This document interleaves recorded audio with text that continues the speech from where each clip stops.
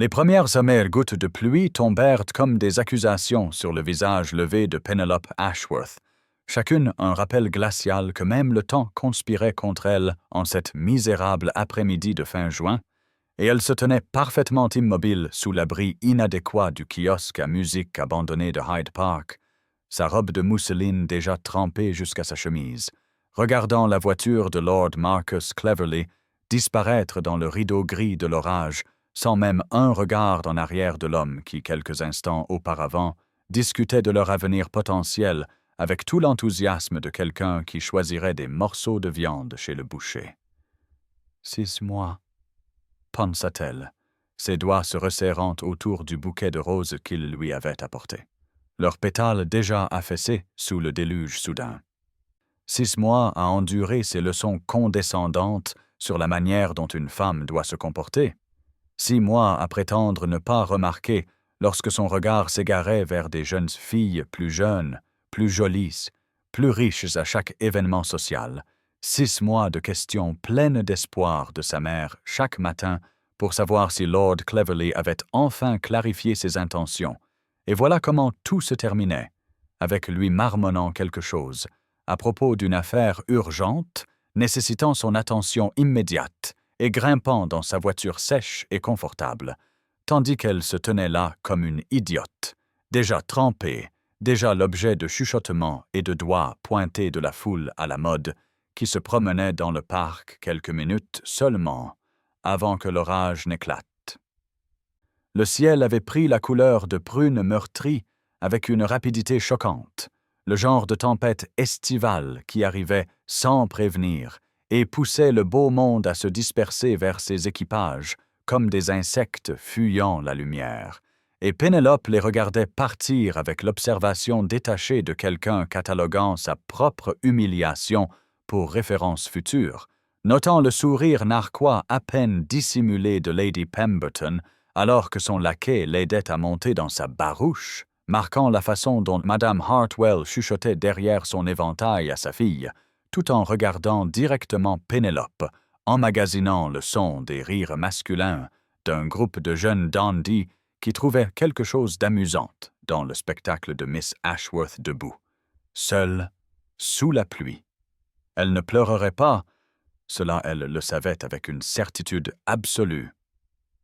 car les larmes étaient un luxe qu'elle ne pouvait plus se permettre, pas après 5 ans à préserver ce qui restait de la dignité de sa famille, avec rien d'autre qu'un orgueil obstiné et de prudentes économies, pas après avoir vu son père boire et jouer leur fortune et leur bon nom avant de mourir et de la laisser avec une mère infirme et un hôtel particulier en ruine dans un quartier peu à la mode de Londres,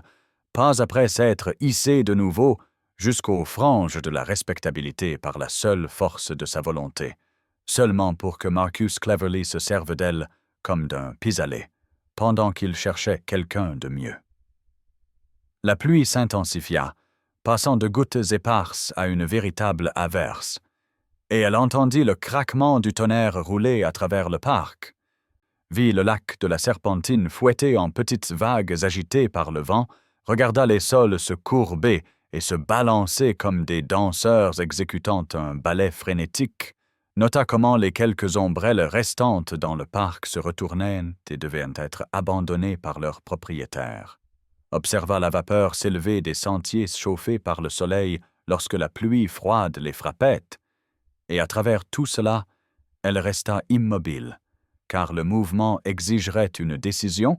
et elle n'était pas encore prête à affronter les réalités pratiques de sa situation.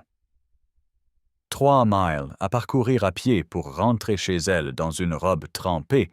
calcula-t-elle avec le pragmatisme impitoyable qui avait nourri sa famille ces dernières années, la seule bonne robe de marche qu'elle possédait ruinée au-delà de toute réparation. Ses demi-bottes en chevreau certainement détruites par l'eau qui s'accumulait déjà autour de ses pieds, et le pire de tout,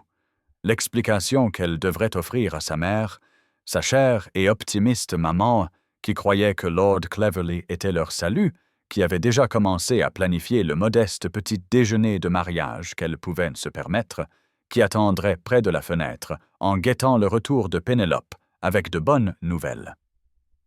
Pauvre Miss Ashworth, entendit-elle quelqu'un dire sous l'abri d'un chêne voisin. D'abord le scandale de son père, et maintenant ceci. Elle ne retrouvera jamais sa réputation. Et une autre voix répondit avec une satisfaction vicieuse que Cleverly avait toujours été trop bien pour elle de toute façon, qu'on l'avait vue la veille se promener en voiture dans le parc avec l'héritière Wilmington, une jeune fille fraîchement sortie du couvent avec 40 000 livres et des liens avec la moitié de la pairie. Les mots auraient dû la piquer, mais Pénélope se sentit étrangement insensible à eux, comme si la pluie froide avait gelé non seulement sa peau, mais aussi sa capacité à être blessée davantage, et elle baissa les yeux sur les roses détrempées dans sa main et pensa combien il était approprié que ces fleurs, achetées par un homme qui ne se souciait pas d'elle, meurent dans sa main tout comme son dernier espoir d'un avenir respectable mourait dans la réalité imbibée de pluie de son abandon. De l'autre côté de la serpentine, bien qu'elle ne le sût pas encore, Alexander Hartley, le duc d'Ashford, était assis sur son massif étalon noir et observait la scène se dérouler avec une fureur qui le surprit par son intensité. Ses mains gantées se resserrant sur les rênes jusqu'à ce que son cheval, sentant son agitation, frappe du sabot et secoue sa grande tête, confus par la tension inhabituelle de son maître. Il était venu au parc en quête de solitude, fuyant un autre des interminables dîners de sa tante, où chaque femme non mariée du beau monde était paradée devant lui comme du bétail primé. Et il avait trouvé son endroit habituel près de l'eau, où il pouvait observer l'humanité à une distance sûre, sans être obligé de participer à ses machinations sociales sans fin, mais maintenant il se trouvait incapable de détourner le regard de la silhouette solitaire, debout dans le kiosque à musique, tandis que l'orage faisait rage autour d'elle. Il savait qui elle était, bien sûr qu'il le savait,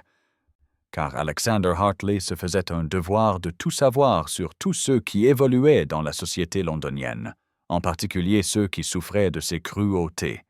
Et il observait Miss Penelope Ashworth avec une admiration réticente depuis des mois maintenant, alors qu'elle naviguait dans les eaux infestées de requins du marché du mariage, le menton haut et sa situation soigneusement dissimulée derrière une façade de bonne éducation.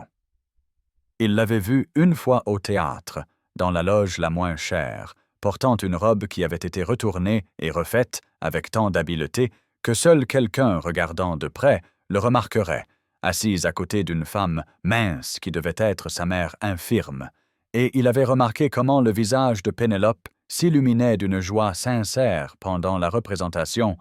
même si elle évitait soigneusement les regards de ceux des meilleures loges qui avaient autrefois appelé sa famille leurs amis avant la disgrâce de son père. Il l'avait observée chez Almack's, lors d'une des rares occasions où elle pouvait se permettre l'abonnement, la regardant danser avec des cadets de famille et des chasseurs de fortune, toujours gracieuse, toujours posée, ne laissant jamais le désespoir de sa situation transparaître dans son comportement. Et il avait ressenti quelque chose de dangereusement proche du respect pour cette femme qui refusait d'être brisée par des circonstances qui auraient détruit quelqu'un avec moins de cran. Et maintenant, cet imbécile de Cleverly l'avait abandonnée dans un orage, la laissant seule pour faire face au commérage vicieux de gens qui la mettraient en pièces pour cette humiliation publique, et Alexander sentit sa mâchoire se serrer si fort que ses dents lui firent mal, alors qu'il la regardait se tenir là, refusant de courir, refusant de pleurer, maintenant sa dignité alors même que le monde, littéralement, lui tombait dessus. « Cet imbécile ne la mérite pas », murmura-t-il à son cheval, sa voix rauque d'une émotion qu'il ne se souciait pas d'examiner de trop près. « Aucun d'eux ne la mérite. » Et les oreilles de l'étalon se couchèrent en arrière, comme en accord avec cette évaluation du caractère de Lord Cleverly. La partie rationnelle de l'esprit d'Alexander, celle qui l'avait maintenu en vie à travers les campagnes militaires et les batailles politiques, lui disait que ce n'était pas son affaire, que les difficultés de Miss Ashworth étaient son propre problème, qu'il s'était délibérément isolé des drames de la société, pour une bonne raison après avoir perdu sa sœur Catherine à un mariage qui l'avait tué aussi sûrement qu'une balle, qu'il ne devait rien à cette femme, et que toute intervention ne ferait que compliquer sa distance soigneusement entretenue avec tout enchevêtrement émotionnel.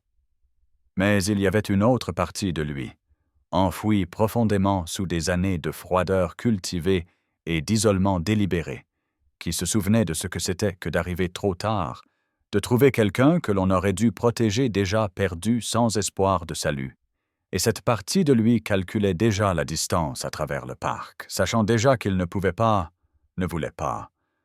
Rester là à regarder une autre femme être détruite par les cruautés désinvoltes de la société et l'égoïsme des hommes, qui ne voyaient les femmes que comme de simples commodités à utiliser et à jeter à volonté. Les derniers membres de la foule à la mode avaient maintenant fui, ne laissant que Pénélope et quelques âmes courageuses se précipitant sous la pluie vers un abri, et Alexander la regarda enfin bouger, faire un pas en avant comme pour se préparer à entamer la longue marche de retour, ses épaules droites sous sa robe trempée, la tête haute malgré tout, et à cet instant, il prit sa décision avec la même clarté décisive qui avait fait de lui un excellent commandant militaire. Il interviendrait, au diable les convenances, car il avait failli à sa sœur, mais il ne faillirait pas à cette étrangère qui se tenait seule dans l'orage avec une dignité si déchirante, et d'un contact de ses talons, il lança son étalon en avant à travers la pluie,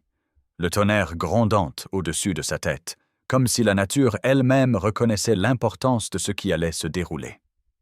Prenez un instant pour vous abonner à notre chaîne et laissez un commentaire pour nous dire d'où vous regardez et quelle heure il est. C'est toujours fascinant de voir jusqu'où voyagent ces histoires à travers le monde. Merci. Pénélope avait fait peut-être 3 pas loin du kiosque, ses jupes trempées, lourdes comme une cotte de mailles autour de ses jambes et ses dents, commençant à claquer à cause du froid qui s'était infiltré jusqu'à ses os. Quand elle entendit le tonnerre des sabots approchant à une vitesse qui semblait imprudente étant donné les sentiers glissants et la pluie battante, et elle se retourna juste à temps pour voir un massif étalon noir foncer sur elle avec un cavalier dont le grand manteau sombre flottait derrière lui comme les ailes d'un ange vengeur. Les quelques badauds restants qui s'étaient attardés pour assister à son humiliation se dispersèrent, alors que le duc d'Ashford arrêtait sa monture à quelques pieds seulement de l'endroit où elle se tenait, et avant que Pénélope pût former une pensée cohérente, et encore moins une protestation, il était descendu de cheval d'un mouvement fluide et marchait vers elle avec le genre d'intention déterminée qui ne souffrait ni discussion ni retard. Elle ouvrit la bouche pour parler, mais aucun mot ne sortit, car il était déjà en train d'enlever son grand manteau, la fine laine encore chaude de son corps, et de le draper autour de ses épaules, avec une efficacité qui témoignait d'un entraînement militaire, ou peut-être simplement d'un homme habitué à prendre des décisions et à s'attendre à ce qu'on y obéisse sans question. « Votre grâce » parvint-elle à bégayer. Ceci est tout à fait inconvenant, nous n'avons même pas été correctement présentés, mais ces mots se perdirent alors qu'il se penchait et la soulevait comme si elle ne pesait pas plus qu'un enfant, ses bras sous ses genoux et son dos, et elle se retrouva pressée contre une poitrine solide comme le chêne, et étonnamment chaude malgré la pluie qui avait traversé son manteau et son gilet jusqu'à sa chemise. « Ce qui est inconvenant, » dit-il, sa voix portant une fureur froide qui lui coupa le souffle, « c'est de laisser une femme sans défense dans un orage. » Puis il la plaça sur son étalon, avec la même efficacité décisive dont il avait fait preuve en toutes choses, et elle s'agrippa à la crinière du cheval avec des doigts de gourde, alors qu'il se hissait derrière elle d'un mouvement puissant qui fit faire un pas de côté à l'animal et lui fit secouer la tête. « Tenez-vous bien, Miss Ashworth, » dit-il, ses bras l'entourant pour saisir les rênes, créant une cage de chaleur, de force et de présence masculine à laquelle son corps répondit même si son esprit peinait à comprendre ce qui se passait. « Nous allons à Gretna Green. » Les mots n'avaient aucun sens, ou plutôt, ils avaient un terrible sens que son cerveau, choqué par le froid, refusait d'accepter. Et elle essaya de tourner la tête pour le regarder, mais se trouva trop fermement pressé contre sa poitrine pour réussir plus qu'une légère torsion qui mit sa joue en contact avec le lin humide de sa chemise. Elle avait sûrement mal entendu, sûrement le duc d'Ashford, le duc de fer lui-même, l'homme qui avait rejeté toutes les mères en quête de mari et toutes les filles éligibles de Londres au cours de la dernière décennie, ne pouvait pas venir d'annoncer son intention de l'emmener en Écosse pour un mariage irrégulier. Et pourtant, ses bras se resserrèrent légèrement, alors qu'il éperonnait le cheval, et elle sentit les puissants muscles de l'étalon se contracter sous eux,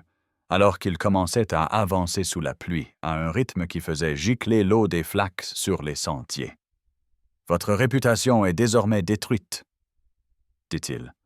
Sa voix sèche et précise, malgré le tonnerre qui grondait au-dessus de leur tête, et le martèlement des sabots sous eux, abandonnés publiquement par votre prétendant, vu par la moitié du Londres à la mode. D'ici quelques heures, on vous blâmera plutôt que de vous plaindre. On dira que vous l'avez fait fuir par votre désespoir ou vos exigences, ou simplement votre inadéquation. Vous savez comment il fonctionne, Miss Ashworth. Vous avez vu avec quelle rapidité il se retourne contre les leurs. Elle le savait. Dieu lui en soit témoin. Elle savait exactement à quel point le beau monde pouvait être vicieux envers une femme déchue. L'ayant vécu elle-même après le scandale de son père, lorsque les invitations s'étaient taries et que d'anciens amis traversaient la rue pour éviter de lui parler. Ayant vu la santé de sa mère se détériorer sous le poids de l'exil social et de la ruine financière, et une terrible partie pragmatique de son cerveau confirmait déjà ce que le duc avait énoncé si crûment. « Vous avez deux choix, » continua-t-il, et elle sentit son souffle chaud contre ses cheveux mouillés, une sensation si intime qu'elle fit se contracter quelque chose au fond de son ventre d'une manière qu'elle n'avait jamais connue auparavant. « Rentrer chez vous pour affronter la ruine ou m'épouser ce soir et m'affronter moi à la place. » L'absurdité de la situation la frappa alors, l'impossibilité pure et simple de ce qu'il suggérait, et elle retrouva enfin sa voix, bien qu'elle sortît tremblante et faible. « Vous ne pouvez pas être sérieux. Votre grâce, nous n'avons jamais été présentés. C'est de la folie.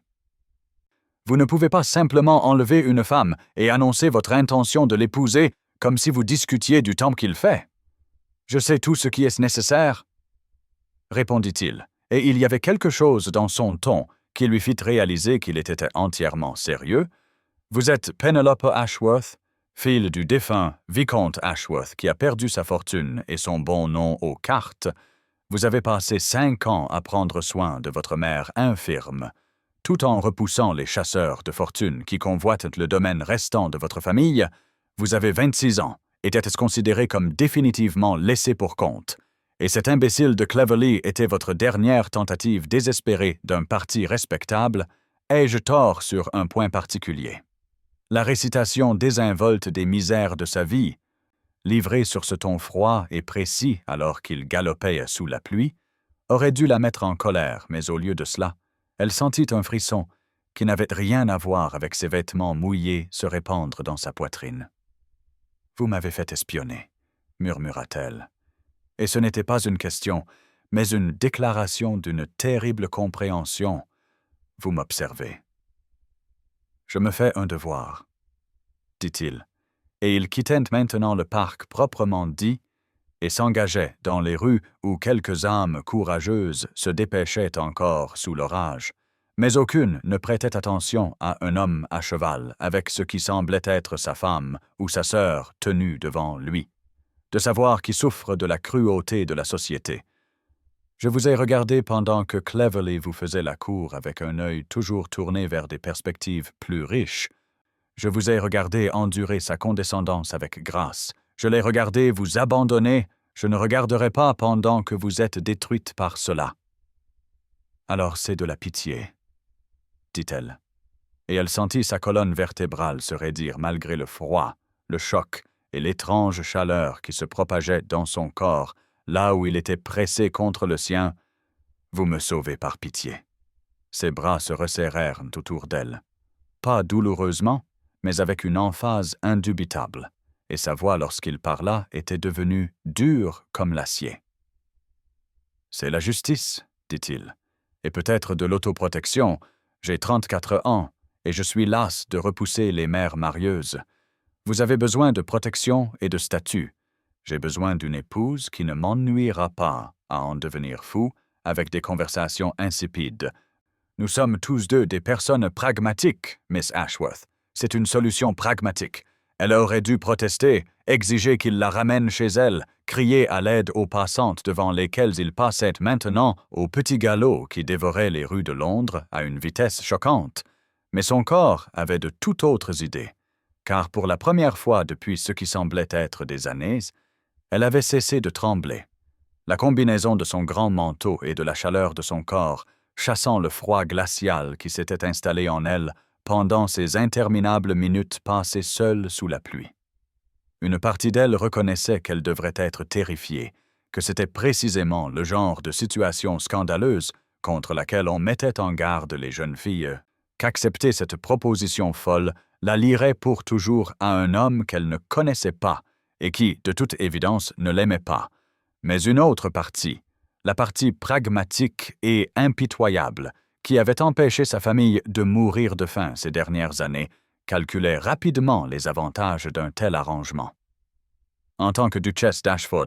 elle aurait les ressources pour fournir à sa mère des soins médicaux appropriés, n'aurait plus jamais à choisir entre le charbon pour le feu et les médicaments, serait protégée des chasseurs de fortune et des humiliations sans fin d'essayer de maintenir la façade d'une pauvreté distinguée, et oui, elle serait mariée à un étranger. Mais était-ce vraiment pire que d'être mariée à Marcus Cleverly, qui s'était montré prêt à l'abandonner sans une seconde pensée? Il traversait maintenant des rues qu'elle reconnaissait, se déplaçant vers le nord et l'est, et son cœur eut un soubresaut douloureux lorsqu'elle réalisa qu'il passerait près de son propre modeste hôtel particulier, qu'il passerait juste devant la maison où sa mère était assise à la fenêtre, attendant des nouvelles de la demande en mariage de Lord Cleverly, et elle ouvrit la bouche pour le supplier de s'arrêter, de la laisser au moins envoyer un mot pour dire qu'elle était en sécurité. Mais elle vit alors le coin de sa rue approcher, et le duc ne fit aucun mouvement pour ralentir le cheval. Elle pouvait voir la familière grille en fer, la peinture écaillée de la porte qu'elle ne pouvait pas se permettre de faire repeindre, la fenêtre du salon où maman serait assise avec son châle et son espoir, et Pénélope sentit des larmes lui piquer les yeux pour la première fois depuis le début de ce cauchemar, car sa mère serait si inquiète, attendrait, et finirait par envoyer leur unique serviteur restant se renseigner, imaginerait toutes sortes de destins terribles s'abattant sur sa fille unique. « S'il vous plaît, » murmura-t-elle, « ma mère, je dois envoyer un mot à ma mère. » Mais la réponse du duc fut de se pencher légèrement en avant, approchant ses lèvres de son oreille. « J'enverrai un message d'ici 1 heure pour dire que vous êtes en sécurité et sous ma protection, » dit-il, et elle sentit la vibration de ces mots à travers son dos, là où il était pressé contre sa poitrine. « J'enverrai mon propre médecin pour s'occuper d'elle et des serviteurs pour assurer son confort. Elle ne manquera de rien. Vous avez ma parole. Mais nous ne pouvons pas nous arrêter maintenant, car chaque instant que nous retardons augmente le risque que quelqu'un nous reconnaisse et tente d'intervenir. »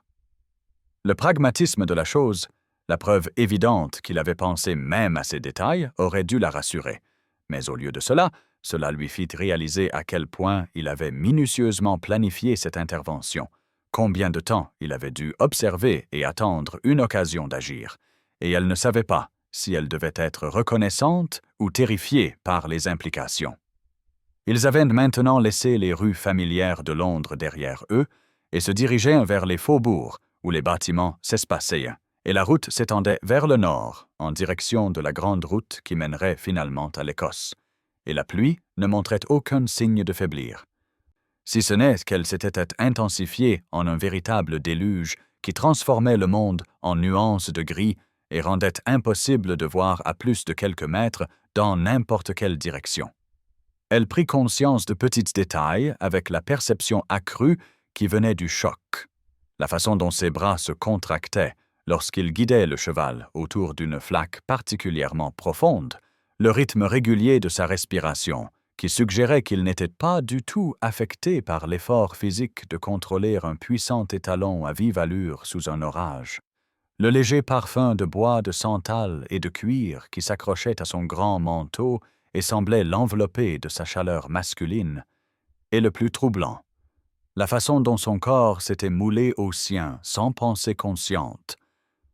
cherchant sa chaleur et sa solidité avec un instinct qui contournait toute considération rationnelle. Elle n'avait jamais été aussi proche d'un homme qui n'était pas son père, n'avait certainement jamais été pressée contre un corps masculin avec seulement la mince barrière de tissu humide entre eux,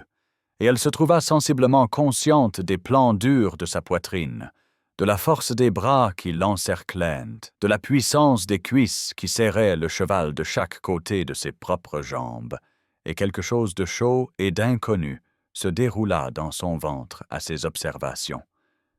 Il dut sentir son léger mouvement, car ses bras se resserrèrent légèrement, et quand il parla de nouveau, sa voix avait perdu un peu de sa précision froide et avait pris une qualité qu'elle ne pouvait pas tout à fait identifier. « Vous tremblez, dit-il. Avez-vous froid ou peur? » Et elle réalisa avec un sursaut qu'elle tremblait en effet, mais pas de froid, car la chaleur de son corps avait chassé le frisson, ce qui signifiait qu'elle devait trembler de peur ou de choc, ou peut-être de la simple surréalité écrasante de se retrouver emmenée à Gretna Green par un duc à qui elle n'avait jamais parlé avant ce moment. Les deux, réussit-elle à dire, et sentit plutôt qu'elle ne vit son signe de tête en guise de reconnaissance. « C'est au moins honnête ?» répondit-il. « Je peux travailler avec l'honnêteté. Ce que je ne supporte pas, ce sont les minauderies insipides ou les faux sentiments. Vous me semblez être quelqu'un qui traite avec la vérité, Miss Ashworth. Alors laissez-moi vous donner la vérité en retour. Ce mariage sera un mariage de convenance et de bénéfice mutuel. Je subviendrai à vos besoins et à ceux de votre mère. Vous protégerez de la méchanceté de la société, vous donnerez le statut et la sécurité dont vous avez besoin. En retour, vous serez ma duchesse, gérerez mes maisonnées, apparaîtrez à mes côtés lors des fonctions sociales nécessaires, et vivrez par ailleurs votre vie comme bon vous semblera, à condition de maintenir la discrétion et les convenances. » La nature clinique de son arrangement proposé aurait dû la rassurer,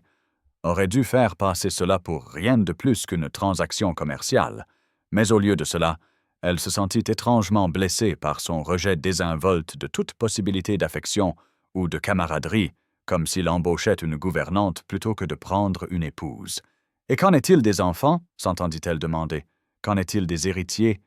Un duc a sûrement besoin d'héritiers, et sentit son visage s'enflammer à sa propre audace de soulever un sujet aussi délicat. Il y eut une longue pause pendant laquelle les seuls sons étaient le martèlement des sabots, la pluie battante et le tonnerre qui continuait de rouler dans le ciel qui s'assombrissait. Puis il dit doucement « Cela sera discuté entre nous après le mariage. Je n'exigerai pas ce que vous n'êtes pas disposé à donner. Mais oui, j'aurai éventuellement besoin d'un héritier. » L'implication flottait entre eux, lourde de signification tacite, la reconnaissance que cet arrangement pratique exigerait à un moment donné l'acte le plus intime, et Pénélope sentit son souffle se couper à la pensée de cet étranger, ce duc froid et précis, la touchant de manière qu'elle n'avait que vaguement imaginée dans l'intimité de ses propres pensées. Ils avaient maintenant laissé Londres entièrement derrière eux et galopaient le long de la route du Nord, alors que la lumière du jour s'estompait dans le crépuscule gris particulier qui accompagne les orages, et elle réalisa avec une clarté qui perça son choc que c'était le point de non-retour, qu'une fois qu'ils entreraient dans la campagne proprement dite, il n'y aurait pas de retour en arrière, pas de changement d'avis, pas de retour à son ancienne vie de pauvreté distinguée et de perspectives décroissantes, et elle avait peut-être 30 secondes pour prendre la décision la plus importante de toute son existence. Elle pensa à sa mère, aux médicaments qu'elle ne pouvait pas se permettre, et aux spécialistes qui ne les verraient pas sans paiement, au toit qui fuyait à 3 endroits, et à la ration de charbon qui les laissait grelotter pendant les nuits d'Yves, elle pensa à Marcus Cleverly, l'abandonnant sans un regard en arrière, et aux années qui s'étendaient devant elle, remplies d'humiliation et de rejets similaires, jusqu'à ce qu'elle soit trop vieille pour que même les chasseurs de fortune ne prennent la peine de s'intéresser à elle, puis elle pensa à cet homme, cet étranger qui avait été témoin de son abandon, et qui avait été poussé non pas à la pitié, mais à l'action, qui n'offrait pas l'amour, mais quelque chose de peut-être plus précieux, la protection, la sécurité, et une sorte de respect évident dans son refus de lui mentir sur ce que serait ce mariage.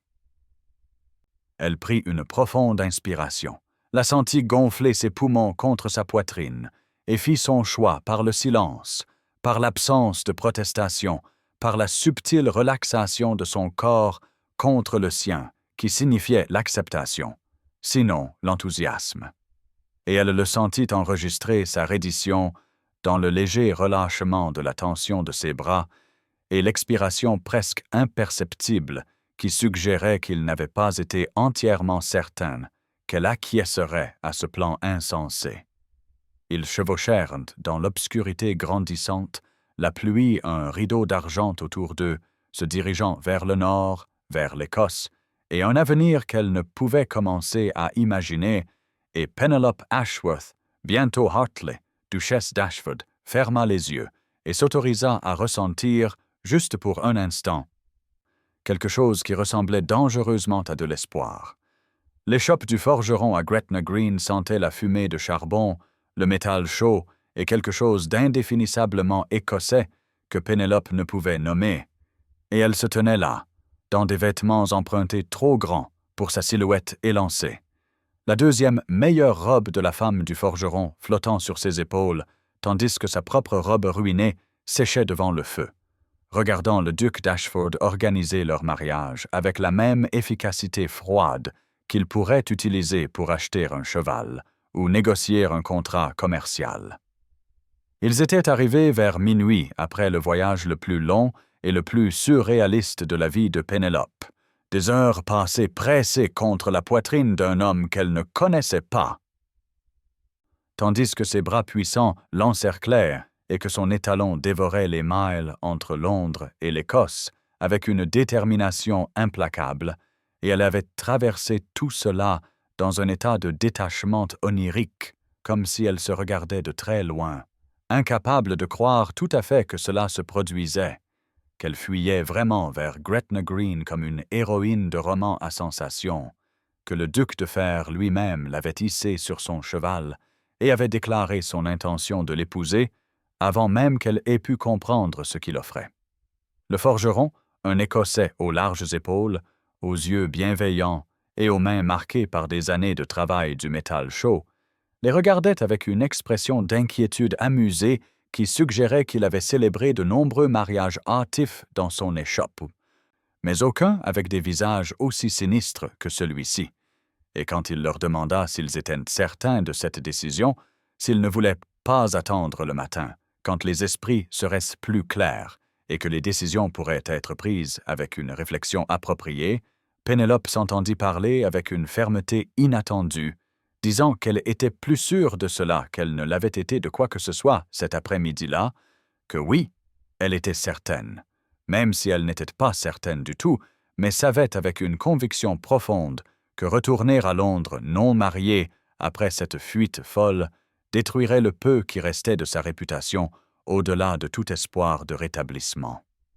Le duc fournit toutes les informations nécessaires avec une précision sèche, sa voix ne trahissant aucune émotion alors qu'il donnait son nom complet et son titre, confirmait son âge et son statut de célibataire. Sortait ce qui semblait être une somme d'argent impossible de son manteau pour payer les frais du forgeron et assurer la discrétion. Et pendant tout ce temps, Pénélope le regardait comme si elle voyait un étranger. Ce qu'il était bien sûr, cet homme puissant qui avait décidé de son destin avec la même autorité unilatérale qu'il utilisait probablement pour commander ses domaines, gérer ses investissements et diriger ses serviteurs.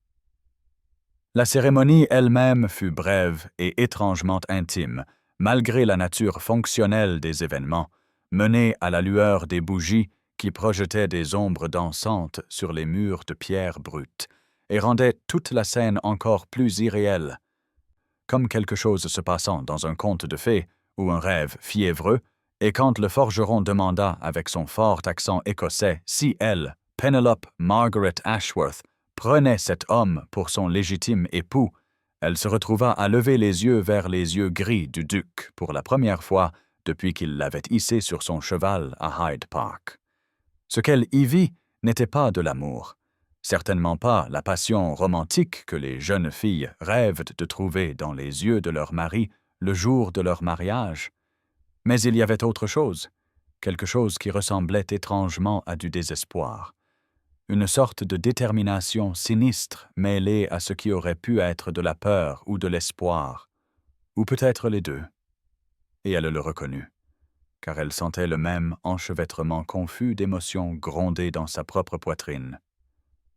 La connaissance terrifiante qu'ils sautaient tous deux d'une falaise ensemble sans aucune certitude de ce qui les attendait en bas. « Je le veux », dit-elle, sa voix stable malgré tout, et l'entendit répéter les mots quelques instants plus tard de sa voix profonde, qui envoya des frissons inattendus le long de sa colonne vertébrale. Puis ils signèrent le registre avec le forgeron et sa femme comme témoin, le grattement de la plume sur le papier semblant plus fort que le crépitement du feu, le rendant réel, le rendant légal, le rendant irréversible. Elle était une duchesse maintenant, pensa Pénélope avec une incrédulité vertigineuse. La duchesse d'Ashford, l'un des titres les plus puissants d'Angleterre, et elle y était parvenue non pas par de prudentes manœuvres sociales ou des relations familiales avantageuses, mais par la décision impulsive d'un homme à qui elle n'avait jamais parlé jusqu'à ce jour, un homme qui avait vu son humiliation et avait réagi en bouleversant leurs deux vies en l'espace de quelques heures. L'auberge où ils prirent des chambres était simple et propre, le genre d'établissement respectable qui accueillait les voyageurs de la grande route du Nord, et Pénélope était vaguement consciente de la femme de l'aubergiste s'agitant autour d'elle, apportant du thé chaud et exprimant son inquiétude pour sa santé après un si long voyage dans des vêtements humides. Mais elle traversa ses attentions comme une femme sous l'eau, incapable de s'engager pleinement dans la réalité de sa situation, jusqu'à ce qu'elle se retrouve seule avec le duc dans un petit salon privé. Un feu brûlant dans l'âtre et la pluie qui avait enfin cessé, laissant le monde extérieur sentir le frais et le neuf. Il se tenait dos au feu, toujours dans ses vêtements souillés par le voyage, et elle réalisa qu'il avait l'air aussi épuisé qu'elle, son visage tiré par la fatigue et autre chose, quelque chose qui aurait pu être de l'incertitude ou du regret. Et quand il parla, sa voix était plus rauque qu'elle ne l'avait été pendant la cérémonie, moins contrôlée. « Je devrais expliquer pourquoi j'ai fait cela, » dit-il. Et elle le regarda alors qu'il semblait lutter pour savoir par où commencer. Cet homme qui avait commandé son destin avec une telle autorité décisive, paraissant maintenant presque vulnérable à la lumière vacillante du feu. Et quand les mots vinrent enfin, ils peignirent une image de tragédie qui fit paraître ses propres ennuis presque insignifiants en comparaison. Sa sœur Catherine, lui dit-il, avait été tout ce qu'il y a de bon dans le monde, gentille, douce et confiante, comme le sont souvent les jeunes filles élevées dans des circonstances protégées, croyant le meilleur des gens même quand ils méritaient le pire. Et leur père, le vieux duc, l'avait vendue en mariage à 18 ans à un homme choisi pour une alliance politique et un avantage financier sans aucune considération pour le bonheur ou la sécurité de Catherine. Le mari de la duchesse, dit Alexander avec une fureur à peine contenue vibrant dans sa voix, n'avait pas été gentil, un euphémisme magistral qui suggérait des horreurs qu'il ne pouvait ou ne voulait pas articuler. Et il y a 2 ans, alors qu'Alexander était en service avec son régiment, la nouvelle lui était parvenue que Catherine était morte des complications d'une fausse couche, qu'elle était déjà enterrée au moment où il put déserter son poste et rentrer en courant. qu'il était arrivé 3 jours trop tard même pour ses funérailles et ne pouvait que se tenir devant sa tombe, sachant qu'il n'avait pas réussi à la protéger quand elle avait le plus besoin de lui. « J'ai juré ce jour-là, dit-il, fixant le feu comme s'il voyait cette scène au cimetière se dérouler dans les flammes, que si j'avais un jour le pouvoir d'empêcher une telle souffrance à nouveau, je l'utiliserais sans hésitation. Que je ne resterais pas les bras croisés à regarder quelqu'un être détruit par la cruauté de la société et l'égoïsme des hommes, qui ne voient les femmes que comme de simples marchandises à échanger pour leur propre avantage. Alors je suis votre pénitence. » S'entendit dire Pénélope, les mots sortant avant qu'elle ne puisse les arrêter. « Vous m'avez sauvé pour expier de ne pas l'avoir sauvé. » Elle. Et elle attendit qu'il le confirme, qu'il admette qu'elle n'était qu'un substitut pour sa sœur morte, un moyen pour lui d'apaiser sa culpabilité par une intervention charitable. Mais au lieu de cela, il se tourna pour lui faire face complètement, et à la lueur des bougies, elle put voir l'intensité dans ses yeux gris, alors qu'il disait quelque chose qui ébranla sa compréhension de ce qui s'était passé entre eux. « Vous êtes mon choix, » lui dit-il. « Peut-être le premier que j'ai fait librement depuis la mort de Catherine. Je vous ai choisi, Pénélope, non pas parce que vous étiez convenable ou pratique, mais parce que lorsque je vous ai vu debout sous cette pluie, refusant de pleurer, et maintenant votre dignité alors que le monde vous abandonnait, j'ai vu quelqu'un qui valait la peine d'être sauvé, quelqu'un qui méritait mieux que ce que la société offrait, quelqu'un qui avait la force de survivre à ce qui aurait brisé une personne de moindre trempe. » Les mots restèrent suspendus dans l'air entre eux, plus intimes que n'importe quel vœu de mariage, et Pénélope se retrouva à demander avant de pouvoir considérer la sagesse de sa question « Et que méritez-vous, votre grâce ?» regardant la surprise vaciller sur ses traits, comme si personne ne lui avait jamais posé une telle question,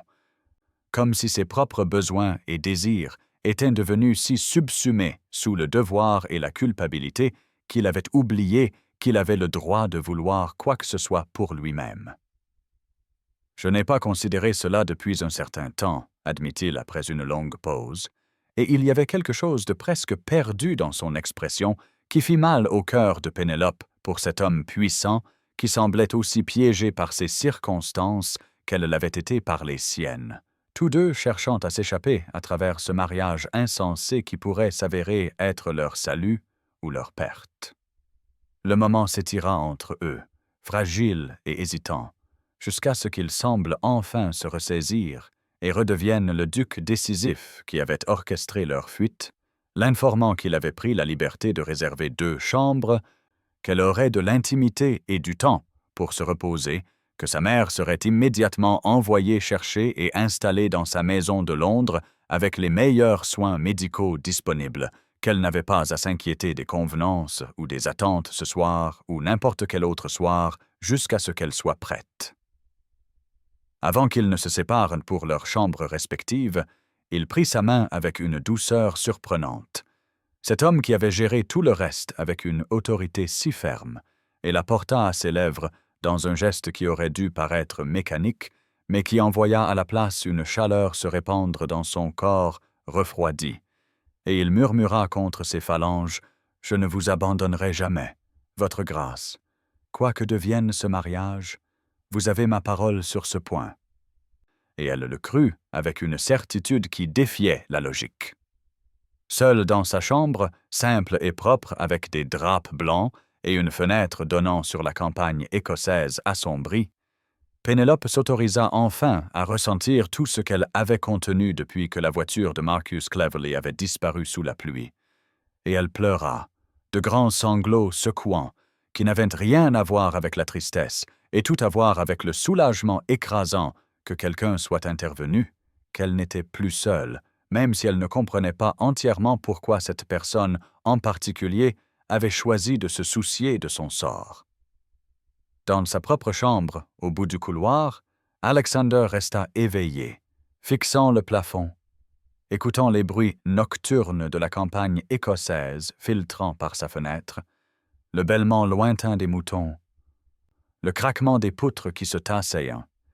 et le murmure du vent dans les arbres, se demandant s'il avait commis une terrible erreur, ou le premier choix vraiment juste qu'il avait fait depuis qu'il se tenait devant la tombe de Catherine et prêtait son serment futile. Il pensa à la question de Pénélope, que méritait-il, et réalisa qu'il avait passé si longtemps concentré sur le devoir, la culpabilité et le poids de son titre, qu'il avait oublié de considérer s'il pouvait avoir droit à quelque chose d'aussi simple que la compagnie,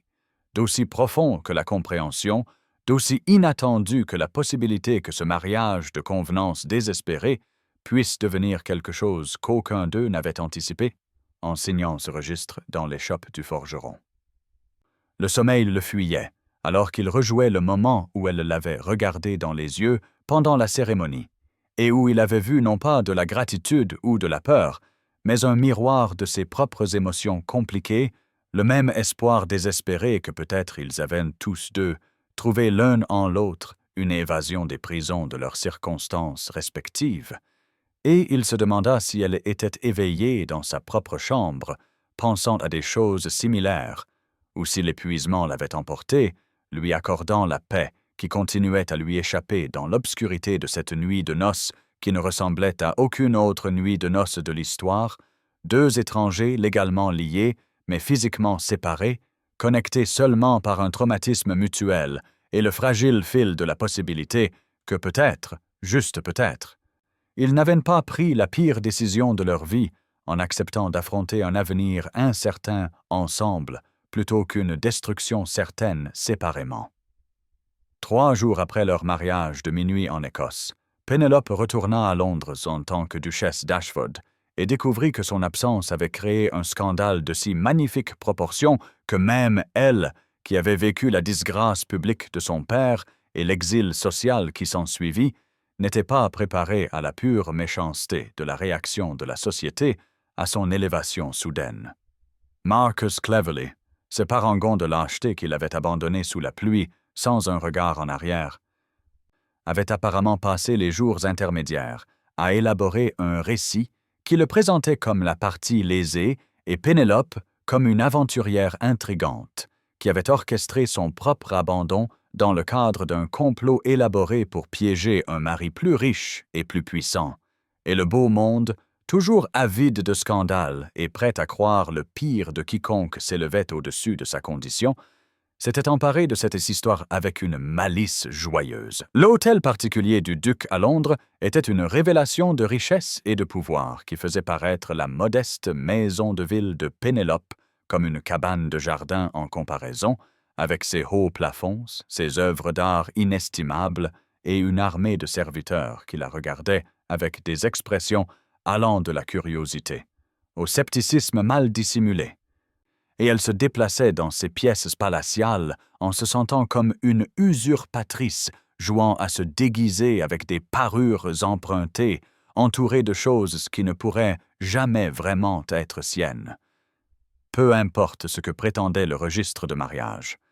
Sa mère avait été installée dans une belle suite au 2e étage avec des fenêtres donnant sur les jardins, assistée par une infirmière et visitée quotidiennement par le meilleur médecin de Londres. Et quand Pénélope était allée la voir ce premier matin de retour, elle avait trouvé maman en meilleure forme qu'elle ne l'avait été depuis des années, des couleurs revenant sur ses joues et les rides de douleur autour de ses yeux apaisés par des médicaments et des soins appropriés. Mais il y avait eu de l'inquiétude dans son regard, alors qu'elle prenait les mains de Pénélope et demandait si sa fille s'était sacrifiée pour le bien de sa mère. « Il est gentil, maman », l'avait assuré Pénélope, plus gentil que quiconque que nous ayons connu depuis des années, et réalisa en le disant que c'était vrai, que malgré l'efficacité froide avec laquelle le duc avait orchestré leur mariage, il y avait eu une bonté fondamentale dans son intervention, dans sa promesse de prendre soin de sa mère, dans sa réservation de chambres séparées pour leur nuit de noces, dans la façon dont il n'avait rien exigé d'elle au-delà de sa présence à ses côtés.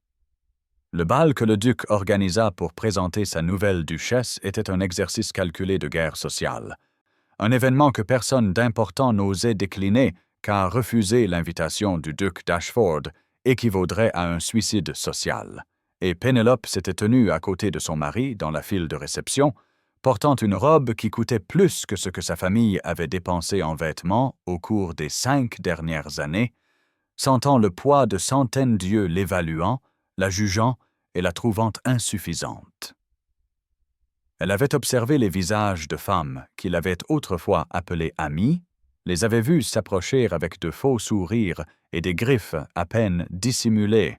avait enduré leurs questions pointues sur la rapidité avec laquelle les fiançailles avaient dû progresser, avait écouté leurs observations sur le mariage heureux que c'était pour quelqu'un dans sa situation, et à travers tout cela, elle avait maintenu le calme que 5 années à naviguer dans la catastrophe sociale lui avaient appris, souriant d'un air neutre et n'offrant rien qui pût être transformé en scandale supplémentaire. C'est dans le salon de repos, un espace qui aurait dû offrir un sanctuaire, mais qui devint au contraire un autre champ de bataille, qu'elle entendit Lady Wilmington tenir sa cour parmi un groupe de jeunes femmes, sa voix portant clairement par-dessus le froufroutement de la soie et le cliquetis des bijoux alors qu'elle prononçait son jugement sur la nouvelle duchesse, avec toute l'autorité de quelqu'un dont les propres fiançailles avec Marcus Cleverley l'avait apparemment élevée au rang d'experte en matière de bon comportement. « Pauvre duc d'Ashford », disait Lady Wilmington avec une fausse sympathie qui ne trompait personne, piégé par une chasseuse de fortune qui s'est probablement tenue délibérément sous cette pluie, sachant qu'il se promenait dans le parc, quel homme pourrait résister à l'attrait d'une demoiselle en détresse, même une si manifestement calculatrice, et les autres femmes avaient fait des bruits d'approbation, tandis que Pénélope se tenait figée juste devant la porte, ses mains se crispant dans les plis de sa robe coûteuse. Elle aurait pu se retirer, aurait dû peut-être, aurait pu prétendre ne pas avoir entendu et éviter la confrontation qui n'aurait fait qu'alimenter davantage les commérages. Mais quelque chose de dur et de furieux monta dans sa poitrine, le même acier qui l'avait maintenu debout pendant ces interminables minutes à Hyde Park, alors que la société l'abandonnait. Et elle entra dans la pièce, la tête haute et son expression taillée dans la glace. « Vous me confondez avec quelqu'un qui a besoin de la bonne opinion de femme qui épouserait des hommes comme Marcus Cleverley, » dit-elle dans le silence soudain, sa voix aussi tranchante qu'une lame malgré son ton mesuré. Je vous souhaite beaucoup de bonheur avec lui, Lady Wilmington. Vous vous méritez l'un l'autre. J'espère seulement qu'il ne vous abandonnera pas par temps incléments. Mais étant donné son caractère, je vous conseillerais d'investir dans un parapluie solide. Le choc sur leur visage fut gratifiant, mais Pénélope n'attendit pas pour le savourer, se retourna simplement et retourna dans la salle de bal, le cœur battant et les mains tremblantes de l'excitation d'avoir enfin, riposté aux gens qui avaient passé des années à chuchoter sur la chute de sa famille tout en feignant la sympathie. Elle ne vit pas le duc qui l'observait de l'autre côté de la salle de bal bondée, ne sut pas qu'il avait assisté à tout l'échange, l'avait suivi jusqu'au salon de repos, avec la vague intention de vérifier son bien-être, et avait au contraire entendu sa défense, d'une précision et d'un calme qui firent bouger quelque chose de dangereux et d'inconnu dans sa poitrine, quelque chose qui ressemblait inconfortablement à de la fierté mêlée d'admiration, et, en dessous de tout cela, une affection chaleureuse qui n'avait pas sa place dans leur arrangement pratique. Cette nuit-là, après que les invités furent enfin partis et que les serviteurs eurent débarrassé les preuves du bal, Pénélope se retrouva convoquée dans le bureau du duc, un espace masculin de cuir et de bois sombre, avec des bibliothèques du sol au plafond qui sentaient le tabac et le vieux papier. Et elle entra avec appréhension, car elle ne savait pas s'il approuvait ou désapprouvait sa confrontation avec Lady Wilmington et les autres. Il se tenait près de la cheminée, toujours dans ses habits de soirée, mais avec sa cravate desserrée et ses cheveux légèrement en désordre comme s'il y avait passé les mains, et quand il se tourna pour lui faire face, son expression était indéchiffrable à la lumière vacillante du feu. « Pourquoi ne vous êtes-vous pas défendu ?» demanda-t-il sans préambule. « Pourquoi ne leur avez-vous pas dit la vérité sur ce qui s'est passé, que Cleverley vous a abandonné, que vous n'avez ni comploté ni manipulé, mais que vous avez simplement été la victime de l'insouciance d'un homme cruel. Parce que, votre grâce, dit-elle, s'avançant dans la pièce et sentant les mots monter d'un lieu profond d'honnêteté qu'elle ne se connaissait pas, vous m'avez sauvé. Je ne vous le revaudrai pas en faisant de vous un objet de pitié. Le noble duc qui a secouru une demoiselle en détresse, qu'ils me croient calculatrice s'ils le doivent,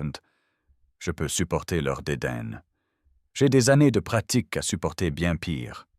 La réponse sembla l'affecter d'une manière qu'elle ne put tout à fait analyser, son expression passant par plusieurs émotions trop rapidement pour qu'elle puisse les identifier avant de se fixer sur quelque chose qui aurait pu être de l'émerveillement ou du respect, ou peut-être les deux. « Vous n'avez pas amené mes batailles, » ajouta-t-elle, car elle l'avait vu affronter Marcus Cleverly plus tôt dans la soirée, l'avait observé de l'autre côté de la pièce alors que le duc parlait à son ancien prétendant avec le genre de menace silencieuse qui fait pâlir les hommes adultes, et Marcus était parti peu après, l'air secoué et furieux. « Si, je le dois, » dit le duc, sa voix portant une conviction absolue. « Vous êtes ma duchesse, mais je commence à réaliser que vous êtes plus que capable de mener vos propres batailles. Où avez-vous appris un tel courage ?» Et Pénélope se retrouva à répondre avec une honnêteté qui la surprit. « 5 ans à maintenir ma famille à flot, pendant que les créanciers tournaient en rond et que la société chuchotait, » lui dit-elle. « On se forge une armure, ou on se brise. J'ai choisi l'armure. » Et vite la compréhension vacillait dans ses yeux gris alors qu'il hochait lentement la tête. « J'ai choisi l'armure aussi, » admit-il. Après la mort de Catherine, après avoir réalisé que trop se soucier de quoi que ce soit, ou de qui que ce soit ne menait qu'à une perte dévastatrice, peut-être sommes-nous tous deux trop blindés maintenant pour laisser quiconque s'approcher, et Pénélope considéra cette évaluation avant d'offrir doucement, peut-être, ou peut-être que nous nous comprenons à cause de cela. Peut-être que 2 personnes qui ont appris à se protéger peuvent apprendre à se faire confiance précisément parce que nous savons pourquoi l'armure est nécessaire. La conversation se poursuivit tard dans la nuit. La première de ce qui allait devenir une habitude de se retrouver dans son bureau après que la maisonnée se soit retirée, et il lui versa du brandy malgré l'inconvenance, et ils s'assirent de part et d'autre de la cheminée comme 2 généraux négociant un traité, discutant de tout, de la politique à la philosophie, en passant par leurs expériences respectives de deuil, de perte et de survie. Il lui montra la galerie de portraits la 2e nuit de ces rencontres, la guidant à travers l'histoire de sa famille, avec des commentaires tour à tour acerbes et mélancoliques, et lorsqu'ils s'arrêtèrent devant le tableau d'une jeune femme, aux yeux bienveillants et au sourire doux, Pénélope sut sans qu'on le lui dise que c'était Catherine. « Elle a été tout ce que j'aurais dû protéger, » dit le duc, fixant le visage peint de sa sœur avec une expression de chagrin si brute que Pénélope sentit sa gorge se serrer de sympathie. Elle croyait en la bonté des gens, même quand ils lui donnaient toutes les raisons de ne pas le faire. Elle avait confiance que le monde serait gentil si elle était gentille d'abord.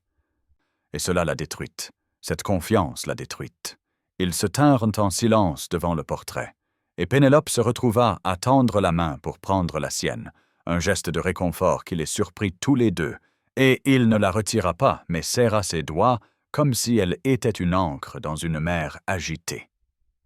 Dans les jours qui suivirent, de petites intimités commencèrent à se développer entre eux.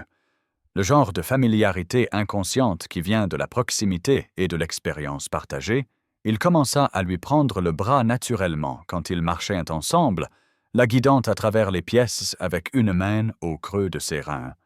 Et elle se retrouva à accepter son contact sans la conscience crispée qui avait marqué leurs premières interactions. Ils développèrent un langage de regard à travers les pièces bondées, pouvaient communiquer des conversations entières avec rien de plus qu'un sourcil levé ou un léger sourire. Et Pénélope réalisa, avec un mélange de terreur et d'émerveillement, que l'arrangement pratique qu'ils avaient convenu se compliquait de quelque chose de bien plus dangereux que ce que l'un ou l'autre avait anticipé. La crise survint lors d'un autre événement social, une soirée musicale chez Lady Pemberton, où la présence était obligatoire pour quiconque revendiquait une position dans le beau monde, et Marcus Cleverly avait apparemment décidé qu'assez de temps s'était écoulé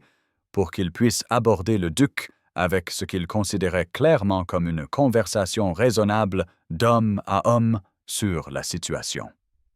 Pénélope observa de l'autre côté de la pièce Marcus acculer son mari près de la table des rafraîchissements, vit la posture du duc se transformer en quelque chose de prédateur et de dangereux, et bien qu'elle ne pût entendre les mots échangés, elle vit le visage de Marcus devenir blanc puis rouge de fureur avant qu'il ne s'éloigne d'un pas sec, et quand elle demanda plus tard au duc ce qui avait été dit, il lui dit avec une satisfaction sinistre qu'il avait clairement indiqué que toute nouvelle calomnie contre sa femme entraînerait l'exclusion de Cleverly de tous les clubs de Londres et sa destruction sociale si complète que même la fortune de l'héritière Wilmington ne sauverait pas sa réputation. « Vous n'aviez pas à faire cela, » dit Pénélope, et vit sa mâchoire se contracter, alors qu'il répondait que, si, en fait, il le devait, car elle était sa femme et sa duchesse, et il ne resterait pas les bras croisés pendant que des hommes inférieurs tentaient de la démolir pour sauver leur propre orgueil. La véhémence de sa défense la surprit, suggérant des profondeurs de sentiments qui allaient au-delà de leur arrangement pratique, et cette nuit-là, dans le bureau, elle trouva le courage de lui demander s'il regrettait leur mariage hâtif, s'il souhaitait l'avoir laissé sous la pluie pour affronter seul son destin. « Je me surprends à vouloir vous connaître, Pénélope, » dit-il au lieu de répondre directement à sa question. Non pas par obligation, mais comme quelque chose que je ne peux pas tout à fait nommer. Quelque chose de plus que le partenariat pratique que nous avons convenu. Et elle sentit son cœur vaciller à la vulnérabilité de son aveu. « Je le veux aussi, » murmura-t-elle, bien que cela me terrifie, car vouloir des choses avait toujours mené à la déception dans son expérience, avait toujours abouti à la perte, et à la douleur et à la connaissance amerçante sa mère que l'espoir était un luxe qu'elle ne pouvait pas se permettre. Mais peut-être, pensa-t-elle en regardant cet homme compliqué qui avait bouleversé sa vie avec son sauvetage impulsif, peut-être qu'avec quelqu'un qui comprenait la nécessité de l'armure et le danger de la vulnérabilité, peut-être qu'avec quelqu'un qui avait aussi appris que trop se soucier menait à une perte dévastatrice. Peut-être était-il enfin sûr de vouloir quelque chose de plus que la simple survie. Peut-être était-il enfin possible d'imaginer un avenir construit non pas sur une nécessité désespérée, mais sur une connexion authentique et l'espoir fragile que deux personnes brisées pourraient, d'une manière ou d'une autre, se réparer mutuellement.